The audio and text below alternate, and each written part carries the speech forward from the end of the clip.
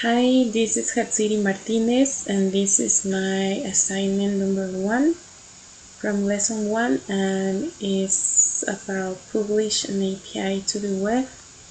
So here is my code, and we can see here the server.js that are using the roads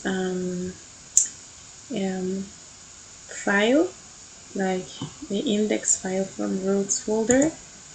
That here we're getting the road from Pilar Road. That this is the name I'm using for this activity. So this is the route, and then I'm exporting it, and then save it in this constant lesson 1 controller. And this is how we create this route, and we're exporting it, and here in server.js we're using it. So here is my render link. Here is working, and yeah, so thank you for watching, and see you next time.